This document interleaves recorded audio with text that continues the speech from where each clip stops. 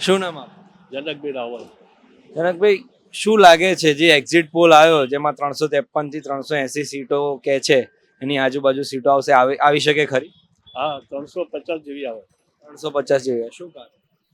કારણ કે એ લોકોની મેજોરિટી અને વધારે પ્રચાર સારો છે. જો પ્રચારમાં એ લોકોએ કમી નથી રાખી અને વિકાસ એને પાછળના 70 વર્ષ કરતાં 10 વર્ષમાં વિકાસ સારો કર્યો છે.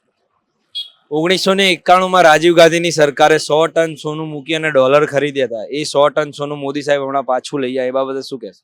હા, એ 6 ટન સોનું મૂકીને ડબલ પાછું લઈને ઉપરાંત એને ક્રેડિટ કર્યું.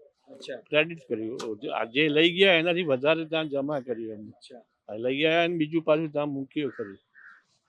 આશરે શું લાગે છે તમને કે મોદી સાહેબના આયા પછી હજી કેટલા વિકાસના કામો થશે? ત્યાં ઘણા એના મગજમાં એ બહુ આમ વિકાસની અર્થે એની બુદ્ધિ સારી ચાલે છે અને એ ઘણા વિકાસ કરશે અને દરેક વર્ષે દરેક દિવસે જુદા જુદા એના વિચારો આવે છે. રોજ સાંજે એ કંઈ ને કંઈ વિકાસમાં એ કંઈક ને કંઈક પ્રગતિ રોજ ને રોજ કંઈક નવું પ્રગતિમાં લાવશે અને 5 વર્ષમાં દેશને ઘણો ઊંચો લઈ જશે.